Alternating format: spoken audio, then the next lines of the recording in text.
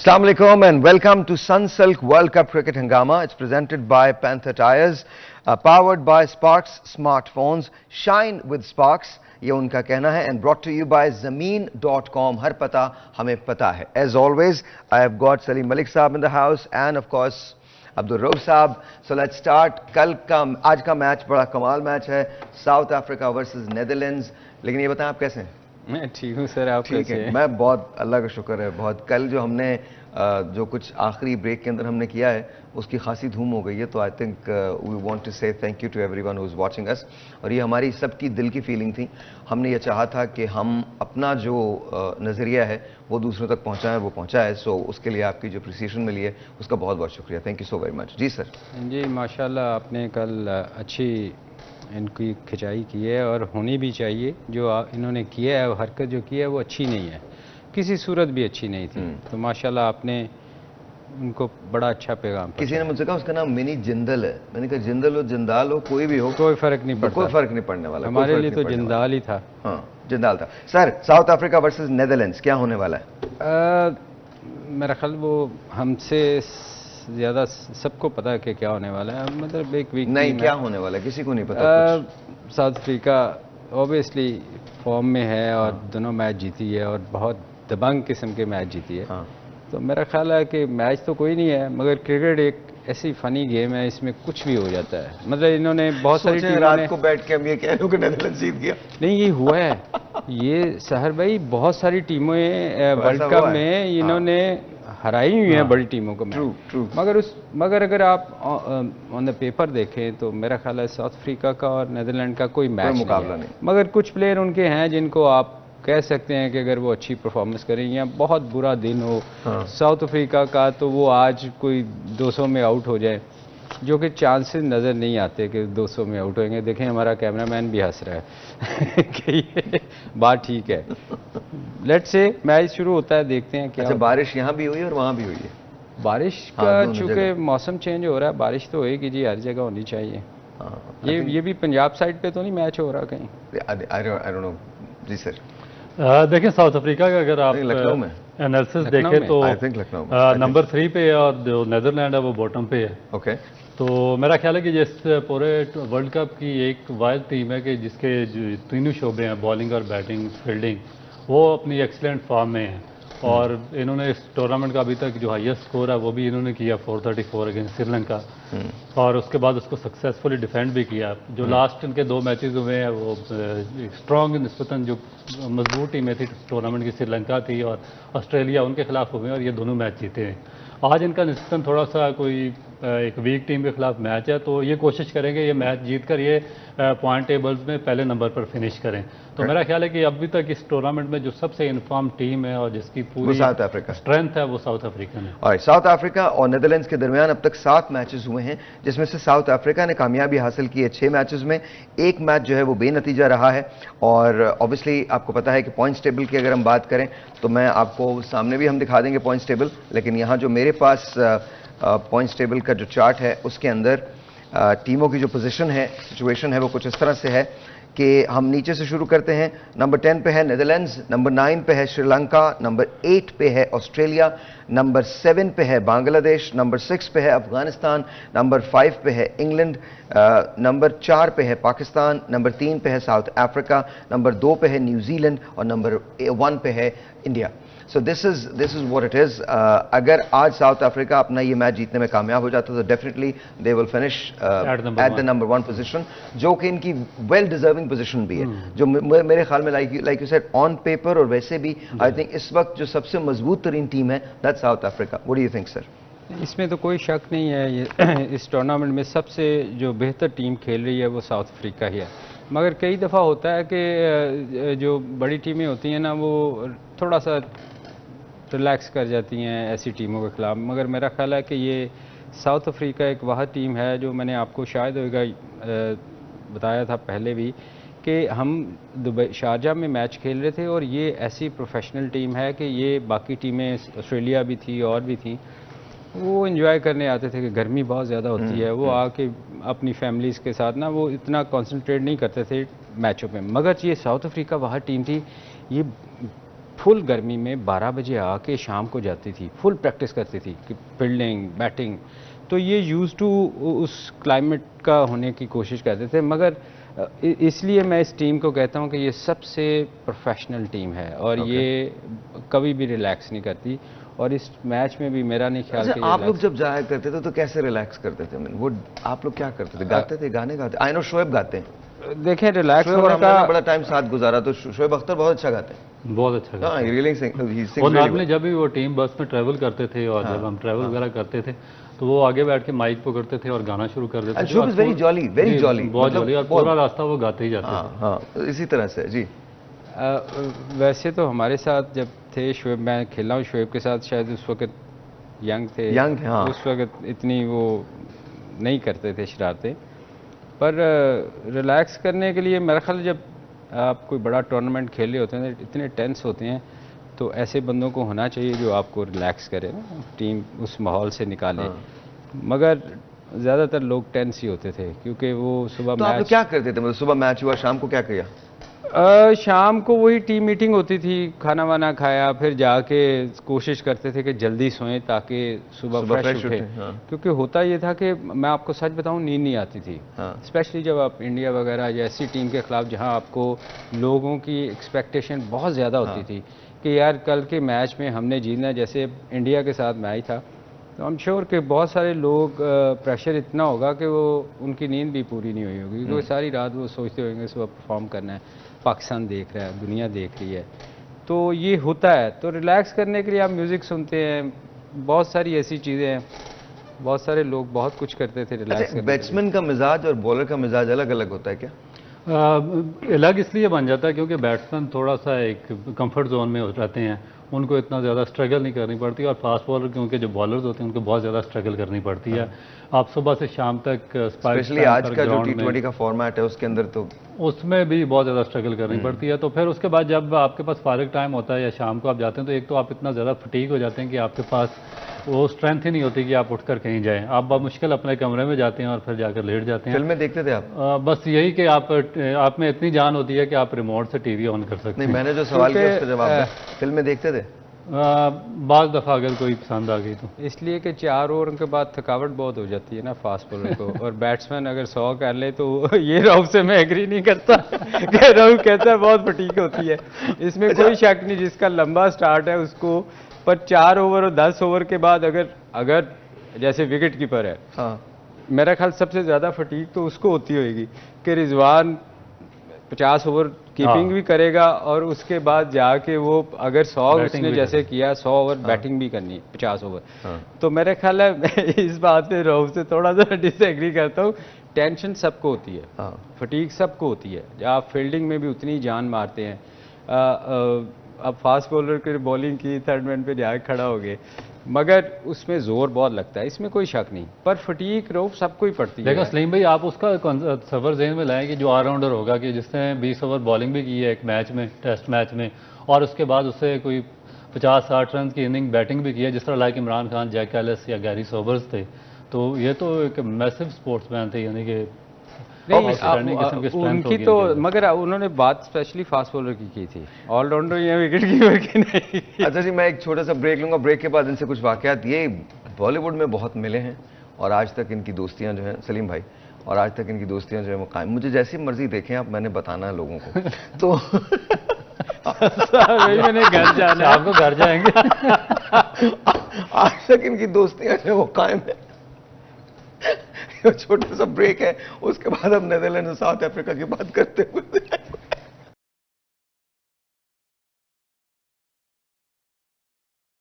Alright जी, once again welcome back. और धर्मशाला में ये मैच हो रहा है और अब सिचुएशन ये है धर्मशाला की कि इस वक्त तक वहां पर बारिश हो रही है और अभी तक मैच जो है वो शुरू नहीं हो सका। इन केस कि अगर ये मैच शुरू नहीं होता और दोनों टीम को मसावी पॉइंट्स दिए जाते हैं तो क्या फर्क पड़ने वाला है? देखिए मेरा ख्याल है साउथ अफ्रीका 2 मैच जीती हुई है, फ़र्क तो नहीं पड़ना चाहिए, पर एक कंपैरेटिवली बहुत बेहतर टीम साउथ अफ्रीका है, उसको इस लिहाज से बहुत फ़र्क पड़ेगा कि 1 पॉइंट उनका ज़ाया होगा और आगे जाके कुछ भी हो सकता है ना, आप मार्जिनली पीछे रह सकते हैं। पर मेरा ख्याल मैच होना चाहिए, ये एक अच्छी टीम का मैच। आई थिंक फ़र्ज़ कीजिए कि ये 20 ओवर्स का महदूद मैच होता है। 20 ओवर्स के अंदर नेदरलैंड्स ने साउथ अफ्रीका को हराया हुआ है। क्या देखें, जितने ओवर्स कम होंगे ना, जो अच्छी टीम होएगी वो फिर लेवल पे आ जाती है। आप T20 प्रेडिक्टेबिलिटी जो है उतनी कम होती चली जाएगी। बिल्कुल हो जाती है। देखें ना, फिर आपके भी चांसेस उतने ही होते हैं कि आपका अच्छा दिन हो तो आप मैच जीत सकते हैं। बचपन में हमने सुना था दे मार 4.5, मतलब क्योंकि मैं सच बता रहा हूँ, T20 इज लाइक दैट ना। दुनिया का बेहतरीन बॉलर आप T20 के अंदर बोले तुम बॉल करो। देखें ना, आप मैच नॉर्मली आप देखें, बहुत सारी टीमें ऐसी भी हैं जिनका दिन अच्छा हो तो वो उस दिन मैच जीत जाती हैं। हाँ।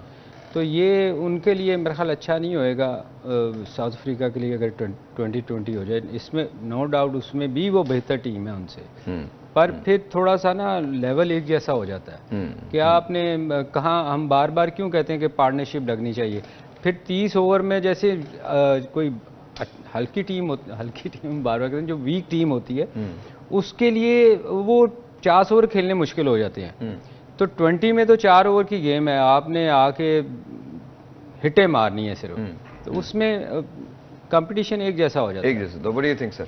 अच्छा, इसमें बेसिक चीज़ ये है कि जो शॉर्ट फॉर्मेट हो जाता है ना, थोड़े ओवर 20 फॉर्मेट, इस पे जो स्ट्रांग टीम होती है ना, उनका कमबैक करना थोड़ा सा मुश्किल हो जाता है। क्योंकि अगर लॉन्ग फॉर्मेट है, जिस तरह टेस्ट मैच है उसकी सेकंड इनिंग या वनडे या 50 ओवर्स में, तो उसमें जो स्ट्रांग टीमें हैं वो अगर एक पार्टनरशिप में बिल्ड हो जाए, जिस तरह पिछले मैचेस में हुई है, मगर उन्होंने दोबारा ऑस्ट्रेलिया ने भी कमबैक किया था लास्ट मैच में, तो वो कमबैक कर सकती हैं। शॉर्ट फॉर्मेट में डिसएडवांटेज स्ट्रांग टीम को ये होता है कि कमबैक का चांस बहुत कम होता है। मगर यहाँ पे अगर धर्मशाला की आप बात करें तो ये एक तो बारिश वगैरह हो रही है, मॉइस्चर होगा, दूसरा जो साउथ अफ्रीकन फास्ट बॉलिंग है वो बहुत ज़्यादा स्ट्रांग है, जिसमें जॉनसन है, रबाडा है, नगेडी है।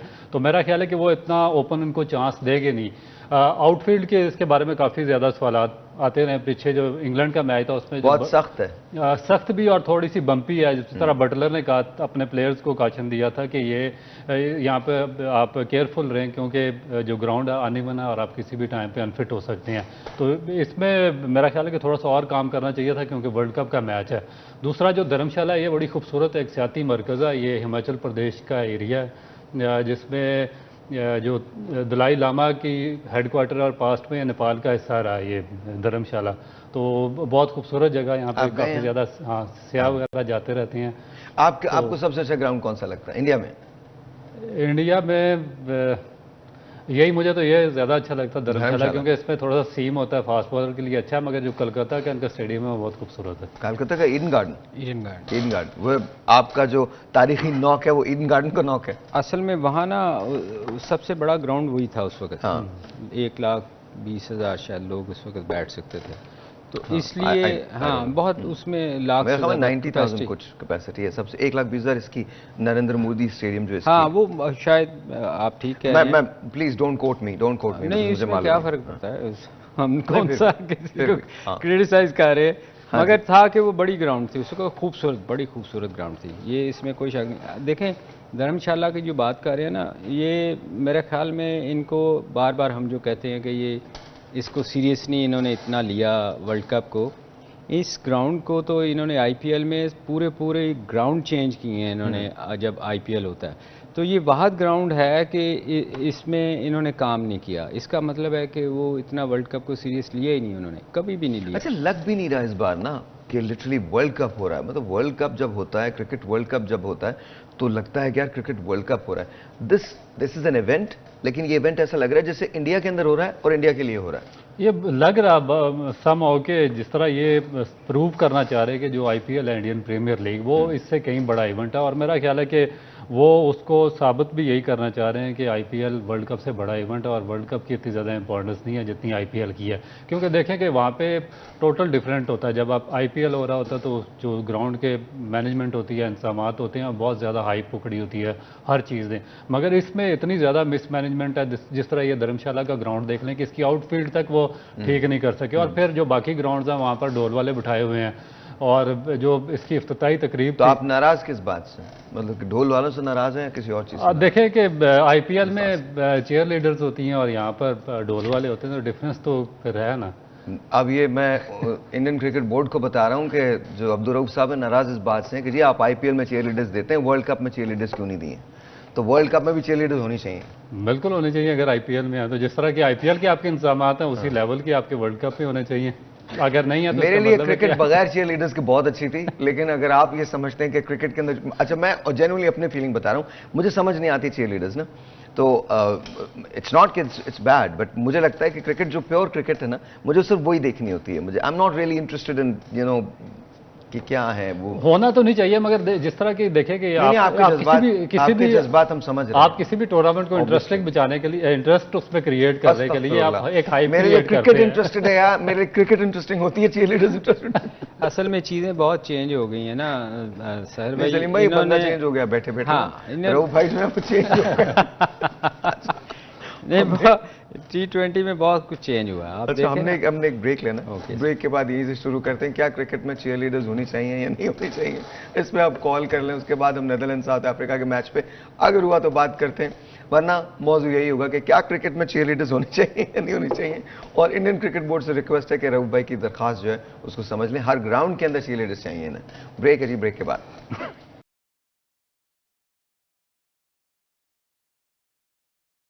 All right, जी, डिसीजन नहीं हुआ है about the cheerleaders, but you know, let's talk about the game today. अगर ये गेम होता है तो किसको, कौन आपकी फेवरेट टीम कौन होगी अगर ये गेम होता है तो? मेरा ख्याल है साउथ अफ्रीका, कान सब कुछ बंद कर दे फिर भी south Africa. South Africa, alright, south Africa. South Africa.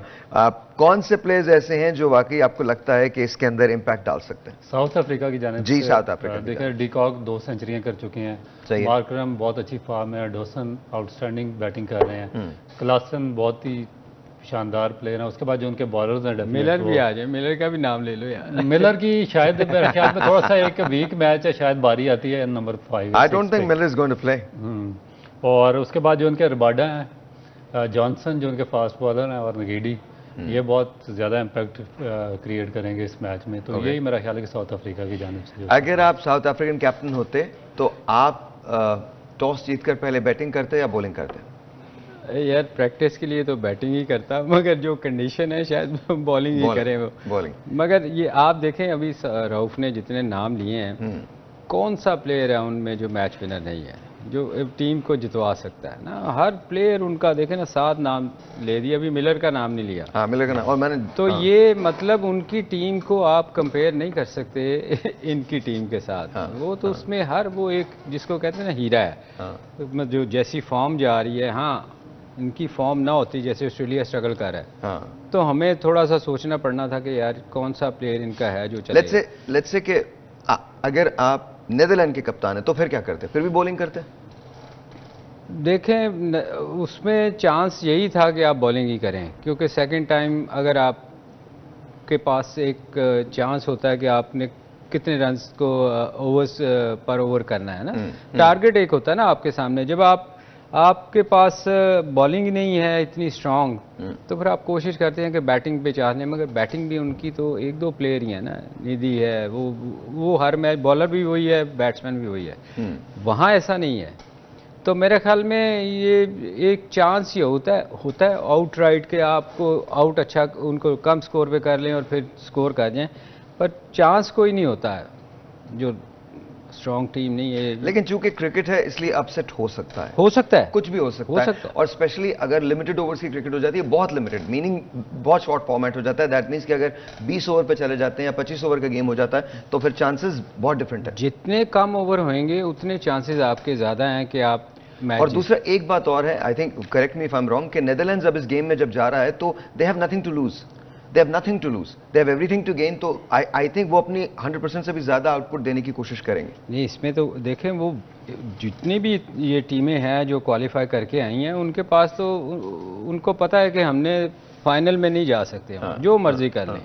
वो ये उनकी कोशिश जरूर होती है कि हम करीब जाएं, ठीक है, ताकि अगली दफ़ा के लिए वो और कोई प्लेयर आए, तो अदरवाइज इनका कोई चांस नहीं है। आप मुझे बताएं, ऑब्वियसली आज तक जितने भी टूर्नामेंट हुए हैं जो क्वालिफाई करके आए हैं, मेरा पिछली दफ़ा एक दफ़ा शायद अफगानिस्तान का थोड़ा बहुत चांस हुआ था, आई थिंक आयरलैंड का, स्कॉटलैंड या आयरलैंड को ये टीम का चांस हुआ था जो क्वालिफाई करके आई थी, मगर अदरवाइज ये सेमीफाइनल तक, क्वार्टर फाइनल तक भी इवन नहीं जाती, क्योंकि उनको पता है कि हमारी एबिलिटी, मेरा ख्याल सबको ही पता होता है कि इनकी इतनी है, अच्छी टीम के खिलाफ उनके चांसेस बहुत कम होते हैं, बहुत कम होते हैं। तो ये कोई कर जाए तो वो तो कमाल ही हो जाएगा, फिर इसका मतलब वो टीम बहुत इंप्रूव कर गई है। सर आप बताइए, अगर आप नीदरलैंड के कप्तान हैं तो आप क्या करते हैं आज? ये डेफिनेट बॉलिंग पे जाएंगे, क्योंकि एक तो स्विमिंग कंडीशंस है और मॉइस्चर है थोड़ा सा, तो ये जितने इनके सीमर्स हैं उनको ये ट्राई आउट करना चाहेंगे। और मेरा ख्याल है कि जो इनका नेचर होती है, जो नई टीमें आती हैं, इनकी नेचर भी अग्रेसिव होती है, और जितने ज़्यादा कट डाउन होते जाएंगे ओवर्स, इतना ज़्यादा इनका चांसेस बेहतर। अच्छा, दोनों से सवाल, क्या साउथ अफ्रीका कोई रिस्क लेगा इस ग्राउंड के अंदर अपने बहुत जो प्रोमिनेंट प्लेयर्स हैं उनको खिलाने का? क्योंकि अगर ये ग्राउंड चूंकि बम्पी है, कोई अगर ऐसी इंजरी हो जाती है जिसकी वजह से, लेकिन ये इसके अलावा जो मैच भी बहुत ज़्यादा इंपॉर्टेंट है। अगर साउथ अफ्रीका ये मैच जीतता तो वो पॉइंट्स टेबल में टॉप पे चला जाएगा। तो मेरा नहीं ख्याल कि वो प्रैक्टिस डेफिनेट करेंगे। मे भी कोई किसी एक आध फास्ट बॉलर को जिसको बहुत ज़्यादा इन्होंने मैचेस वगैरह खिलाए हैं, तो उनको रेस्ट देने के लिए किसी दूसरे बॉलर को ट्राई आउट करें। मगर जो मेजर इनके बैट्समैन है, मेरा नहीं ख्याल कि किसी बैट्समैन को ये इसमें एक चीज़ हो सकती है सहर भाई कि ये कोशिश ज़रूर करेंगे कि जिनकी बारी नहीं आई लंबी, उसको वो मौका दें ताकि वो प्रैक्टिस उनकी हो जाए, नीचे वाले बैट्समैनों को शायद शफल कर लें, वो भी उस सूरत में कि अगर उनको जल्दी आउट करते हैं तो। अदरवाइज वो कभी भी चांस नहीं लेंगे कि हम ऐसी सिचुएशन में जाएं कि हम फंस जाएं। नहीं भाई, वो इनका एक बैट्समैन है बुम्मा, जो उनके कैप्टन है, उनकी अभी तक थोड़ी बारी आई है, लेकिन वो करते ओपन, उसको आप ओपन से ज्यादा ऊपर कहाँ भिजवाएं? नीचे वाले बैट्समैन को तो ऊपर लाया जा सकता है, एक टेलीफोन कॉल है, वो तो और ही नीचे जाए। Let's see who this is online. अस्सलाम वालेकुम जी। हेलो अस्सलाम वालेकुम जी। वालेकुम अस्सलाम जी, आपका नाम? जी, मुश्ताक बात कर रहा हूँ। मुश्ताक, बहुत शुक्रिया कॉल करने का। सलीम भाई से, रऊफ भाई से कोई सवाल है आपका? जी, मेरा सलीम भाई से सवाल है जी। जैसे पाकिस्तान की बैटिंग जारी थी इंडिया के खिलाफ, तो 155 पे 2 आउट थे, उसके बाद पाकिस्तान की टीम जो है ना फ्लैप कर गई, 191 पे ऑल आउट हो गई थी। इसी तरह का श्रीलंका के साथ हुआ, इसकी क्या रीजन है? पिच का कोई मसला आ रहा है या क्या रीजन हो सकती है? जी सर, क्या ये कह रहे हैं कि कोलैप्स कर गई थी, जो पाकिस्तान की बैटिंग लाइन कोलैप्स कर गई थी, इसका रीजन क्या हो सकता है? इसका रीज़न तो यार बड़ा ऑब्वियस है कि हम बार बार कहते हैं कि छोटी छोटी पार्टनरशिप लगानी चाहिए, और फिर जब कोई भी मेन प्लेयर जब आपका स्कोर करता है, जैसे बाबर और रिजवान खेल रहे थे, उनकी कोशिश तो यही होनी चाहिए थी कि यार इसको लंबा लेके जाएं। आप देखें जितने बाकी दूसरी टीमों के प्लेयर हैं वो एंड तक लेके जाते हैं। हमारी अनफॉर्चुनेटली ये हो रहा है कि हम सेट होने के बाद ये सोचते हैं कि हमने अपना स्कोर कर लिया और बाकी टीम जाने और बाकी प्लेयर जाने, ऐसा नहीं होना चाहिए। जब आप सीनियर प्लेयर होते हैं ना, तो आपकी एक रिस्पॉन्सिबिलिटी होती है कि आप टीम को अगर बुरे टाइम से निकाला है तो फिर अच्छा टाइम पूरा एंड तक लेके जाएं। हमारे यहाँ अनफॉर्चुनेटली ये हो रहा है कि बहुत से प्लेयर ऐसे हैं वो 50 करने के बाद आउट हो जाते हैं। अगर आप दूसरी टीमों को देखें तो वो एंड तक लेके जाते हैं। हमें छोटी छोटी पार्टनरशिप, हम रोज़ कहते हैं कि छोटी छोटी पार्टनरशिप लगाएं, वो हम नहीं लगा। अच्छा, दूसरा एक बात और सलीम भाई, ये मेरा आपसे सवाल है और आपसे भी सवाल है, बिकॉज आप भी बॉलर जाहिर रहे हैं।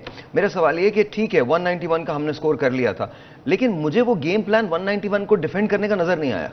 मतलब देखिए, आई नो कि स्कोर कम था, मुश्किल था, और इंडिया की बैटिंग लाइनअप पे तो ये स्कोर था ही कुछ नहीं, लेकिन कम से कम आप में वो फाइटिंग स्पिरिट तो होनी चाहिए ना, आप में वो तो नजर आनी चाहिए। वो भी लैक कर रही थी। सर पहले मुझे बताएं, हम राइट और रॉन्ग, ये मैं गलत कह रहा हूं या सही कह रहा हूं? नहीं, आपका क्वेश्चन ठीक है अपनी जगह, मगर होता क्या है कि जब आप इतना कम स्कोर देते हैं ना, हम बार बार क्यों कहते हैं कि यार इतना टारगेट अपनी बॉलिंग को दो कि वो डिफेंड कर सके और लड़ाई फाइट कर सके। अच्छा, एक मुझे चूंकि ब्रेक लेना है, जल्दी से मुझे बताइए, अगर मैच होता है तो कौन जीत रहा है? South Africa. Even limited overs? South Africa. Alright, मैं कह रहा हूं जी लिमिटेड ओवर्स में कुछ भी हो सकता है। May be it's the day for Netherlands. वैसे ऑन पेपर और वैसे साउथ अफ्रीका की टीम बहुत मजबूत नजर आती है। आपसे मिलेंगे मैच के बाद। Let's see what happens.